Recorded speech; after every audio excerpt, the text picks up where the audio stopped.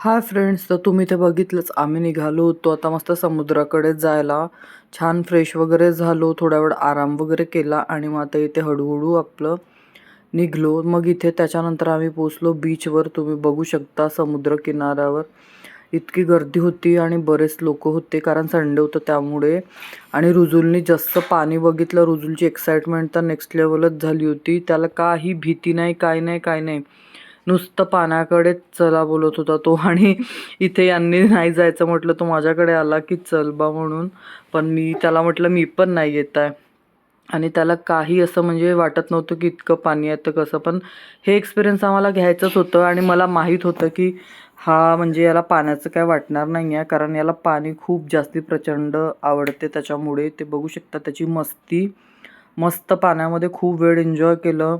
आणि मग ना पाण्यामध्ये खेळून खेळून आम्ही थकायला आलो, पण त्याची काही म्हणजे एनर्जी संपायचं नावच नाही. त्याला जेवढं पाणी दिसत होतं तेवढं पाण्यामध्ये त्याला जायचं होतं. तुम्ही ते बघू शकता.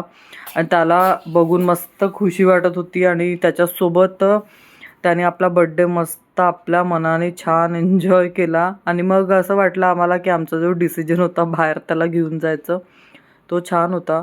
मग इथे बघू शकता आमची हालत काय झाली होती. आम्ही थकलो होतो आणि त्याला काही यायचं नव्हतं. त्याला यांनी असं पकडलं आणि त्याच्यानंतर त्याचे शूज पण त्याला घालायचे नव्हते, तर ते शूज मी अशा हातात पकडले आणि आम्ही निघालो रूमकडे यायला. तर चला भेटू नंतर.